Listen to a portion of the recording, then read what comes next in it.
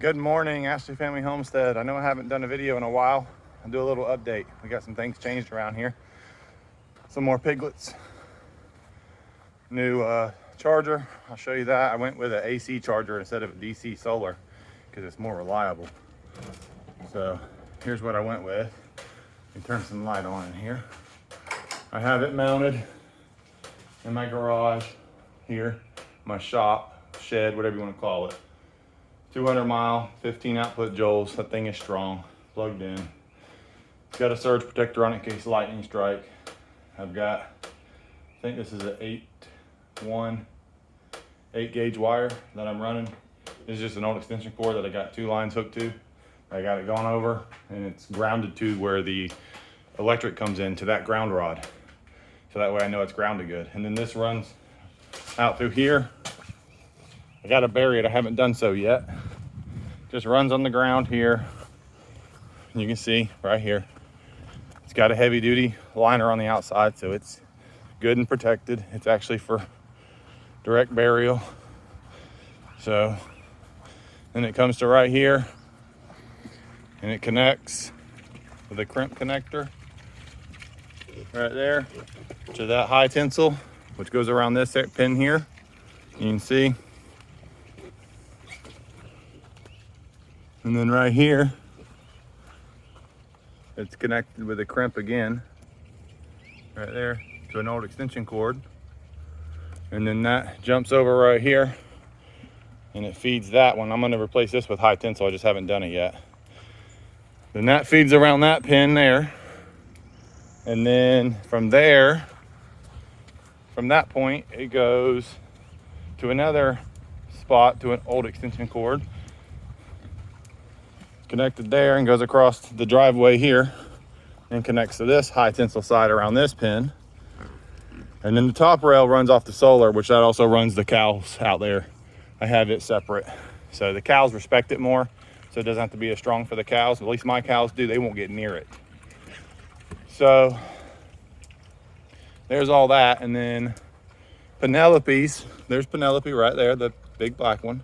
Her piglets, I got them separated and weaned. Should have got some video of that because that was some good footage, but I was by myself, couldn't do it. So what I ended up doing was, here's her piglets right here, along with Houdini, one of the pigs from the last 2 litters ago that I've kept. So I call him Houdini because he escapes from every pen, but this one, he hasn't escaped from yet. So anyways, what I did was pigs, even if I turn that electric fence off, they won't go near it. So you see that rubber mat right there? I turned the fence off, opened that gate, laid the mat across here. She still wouldn't go in this pen over here to get her away from the piglets. So I had to pick up a piglet. It squealed. I ran all the way over there to that wall. She come trotting across to come at me. I jumped over the fence and set the piglet down, got her in there, walked around, closed this gate and got her in there. Then I just caught that piglet and put it back in here.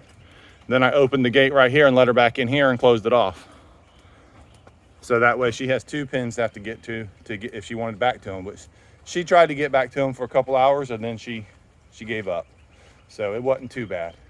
So the newest thing I've got is,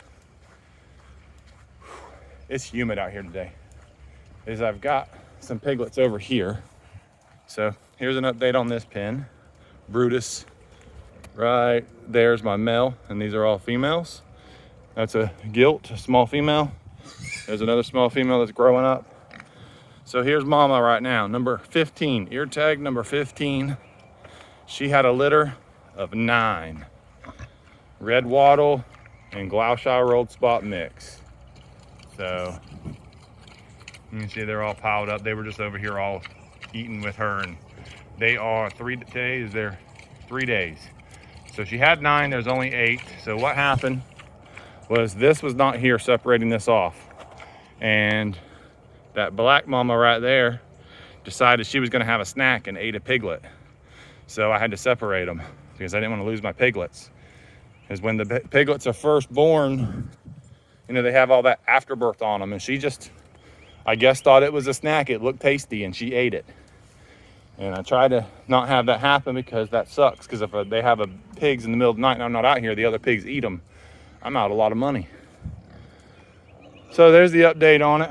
Using the side by side to carry feed and stuff. We've got a new thing out here.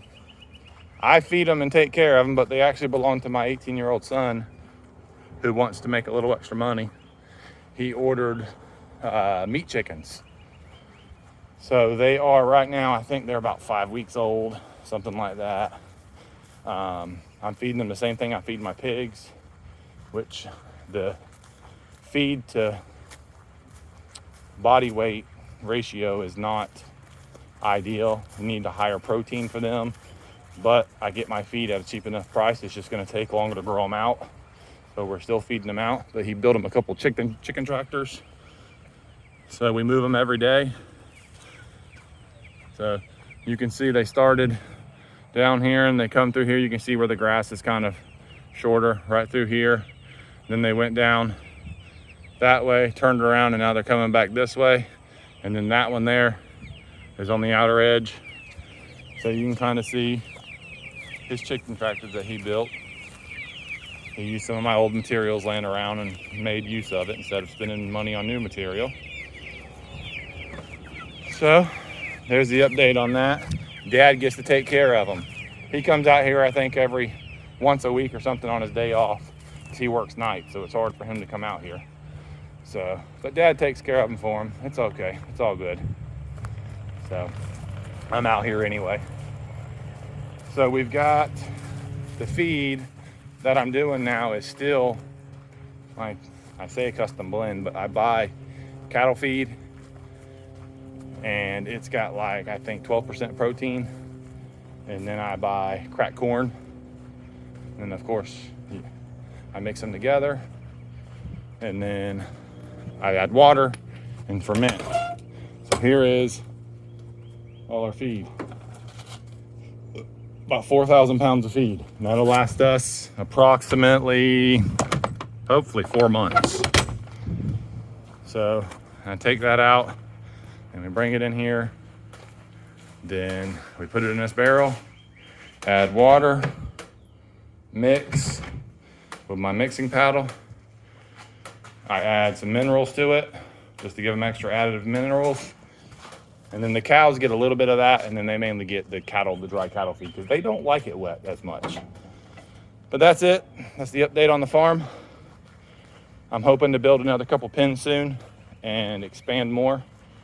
So if you have any questions, comment below. I'll try to answer as soon as I can. That's going to be it for today's video. If you haven't already done so, subscribe to the channel for more videos. Hit the like button if you like what you saw. And I'll update y'all probably in another week.